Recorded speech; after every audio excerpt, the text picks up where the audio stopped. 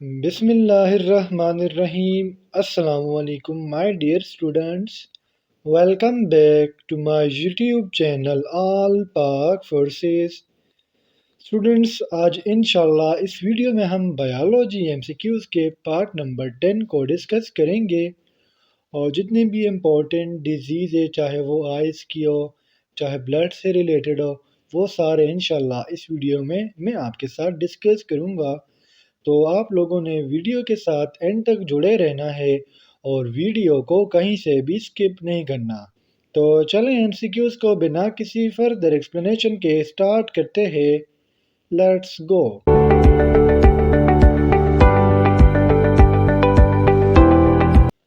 हमारा first MCQs है deficiency of RBC का। स्टूडेंट्स आरबीसी मतलब रेड ब्लड सेल। स्टूडेंट्स जब भी हमारी बॉडी में आरबीसीज की डेफिशिएंसी होती है, कमी होती है, तो इस कंडीशन को, इस बीमारी को हम कहते हैं एनीमिया, यानी option A is the correct hair.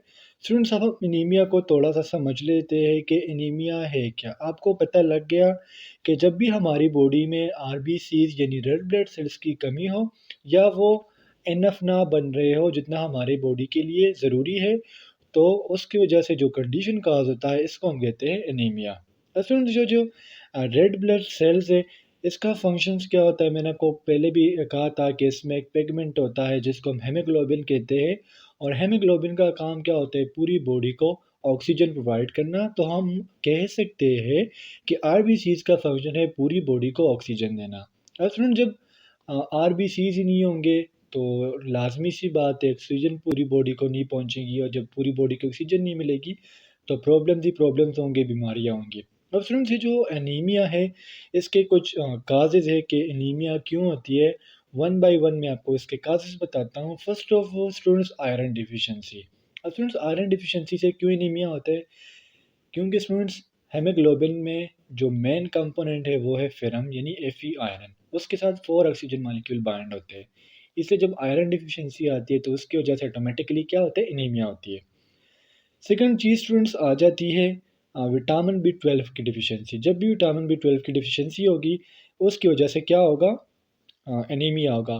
फिर तीसरा कंडीशन आता है फ्लोएड डिफिशिएंसी। फ्लोएड डिफिशिएंसी में स्टूडेंट जो विटामिन बी विटामिन है इसकी कमी आ जाती है। विटामिन बी का काम क्या होता है कि वो आपके आरबीसीज को बनाता है। अब जब विटामिन बी नहीं होगा तो फ्लोएड कंडीशन होगी और फ्लोएड कंडीशन में क्या होती है, आरबीसीज कम होती है, तो इसलिए एनीमिया काज हो जाती है। एमसीक्यूज नंबर 2 है हमारा the average heart beat per minute in a normal man. Students जिस तरह दिल धड़कता है तो इस एमसीक्यूज में ये कह रहे हैं कि अगर एक हेल्थी पर्सन हो तो उसका दिल 1 मिनट में कितनी दफ़ा धड़कता है, कितनी दफ़ा वो बीट करता है। तो स्टूडेंट्स एक हेल्थी पर्सन का दिल जो बीट करता है इन्होंने एवरेज निकाला है वो है 70, और बाज़ बुक्स कह रहे हैं ये एवरेज नहीं है, वो कह रहे हैं कि 72 टाइम्स आपका हार्ट जो है बीट करता है। स्टूडेंट्स हार्ट के बारे में हम थोड़ा सा जान लेते हैं कि हार्ट आखिर है क्या चीज़। स्टूडेंट्स हार्ट की जो साइज़ है, फिस्ट साइज़ है, आपकी मुट्ठी जितनी होती है इतना हार्ट का साइज़ होता है और हार्ट का काम होता है सर्कुलेशन करना, पूरी बॉडी में ब्लड पहुंचाना, ये हार्ट का काम होता है। स्टूडेंट्स हार्ट के हमारे पास 4 चेम्बर्स होते हैं। दो जो चेम्बर्स होते हैं उनको हम एट्रियम या आरिकल कहते हैं और जो दो चेम्बर्स होते हैं उनको हम वेंट्रिकल कहते हैं। Right atrium, right ventricle and left ventricle. Students ये जो हार्ट होता है ये एक सेक में प्रेजेंट होता है इसकी प्रोटेक्शन के लिए और उस सेक का नाम है पेरिकार्डियम। एमसीक्यूज नंबर 3 है हमारा which blood group is called universal acceptor. Students अगर आपने मेरी प्रीवियस वीडियो देखी हो, वीडियो पार्ट नंबर 9, तो उसमें मैंने यूनिवर्सल डोनर की बात की थी। यूनिवर्सल डोनर मैंने कहा था कि वो ओ नेगेटिव है। ओ नेगेटिव इसलिए है क्योंकि इस पे आरएच फैक्टर नहीं है, इसलिए वो जो है यूनिवर्सल डोनर है। अब यूनिवर्सल एक्सेप्टर की बात करें तो स्टूडेंट जो ए बी ब्लड ग्रुप है यानी option B is the correct here. A B blood group जो है ये क्या है, यूनिवर्सल एक्सेप्टर है। और मैंने आपको वीडियो में भी बताया था कि ये जो ब्लड ग्रुप सिस्टम है इसको कार्ल लार्स्टेनर ने for the first time invent किया था।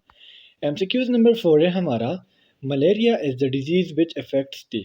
फिर मलेरिया एक ऐसी डिजीज़ है जो हमारी स्प्लीन को इफ़ेक्ट करती है, यानी option C is the correct hair.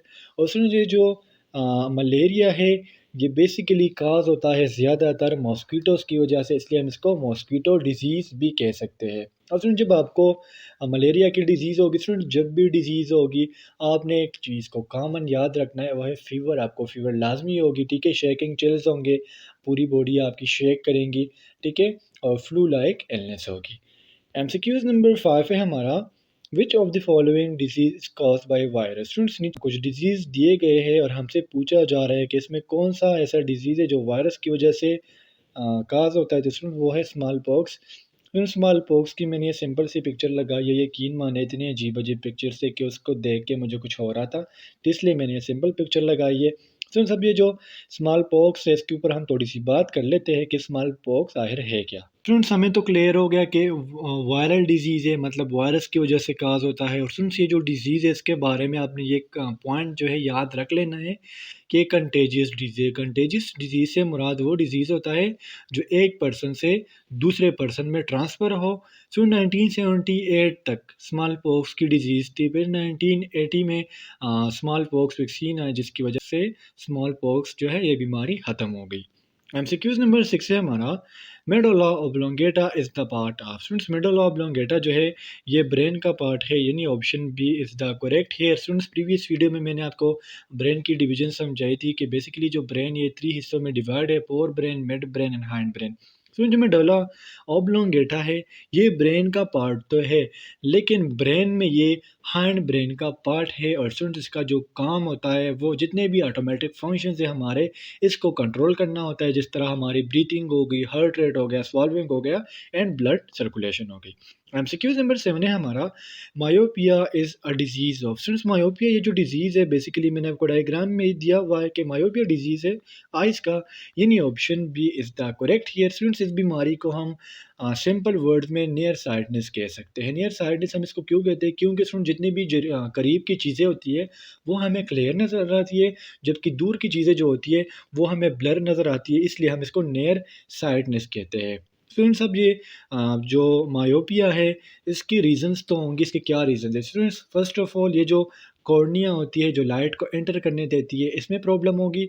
Second बात स्टूडेंट जो आपका आई बाल है ये फ्रंट टू बैक जो है इसकी ग्रोथ ज़्यादा हो जाती है, जिसकी वजह से मायोपिया डिजीज़ काज होती है।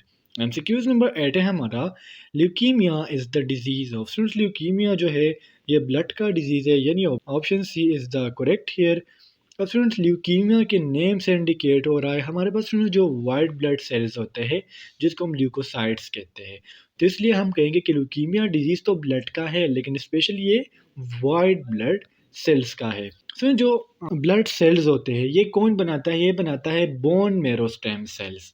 अब students bone marrow stem cells में जो जीन्स होते हैं, लाजमी सी बात है जीन्स होंगे, जो जीन्स होते हैं उनमें क्या हो जाता है, म्यूटेशन आ जाती है। म्यूटेशन मीन चेंज आ जाती है, तो जब चेंज आएगी तो उसकी वजह से होता है क्या है, एबनॉर्मल वाइट ब्लड सेल्स बन जाते हैं। और जिसकी वजह से जब abnormal immature white blood sales बनते हैं तो जिसकी वजह से वो प्रॉपर फंक्शन नहीं कर रहे होते, इसलिए ये कंडीशन ल्यूकीमिया कहलाता है। एमसीक्यूज नंबर 9 है हमारा, trachoma is the disease of. Students trachoma जो डिजीज़ है ये बेसिकली स्टूडेंट्स आइज़ का डिजीज़ है, हम कहेंगे option D is the correct here. Trachoma is the disease of eyes. अब स्टूडेंट ट्रैकोमा के ऊपर हम थोड़ी सी डिस्कशन कर लेते हैं कि ट्रैकोमा है क्या।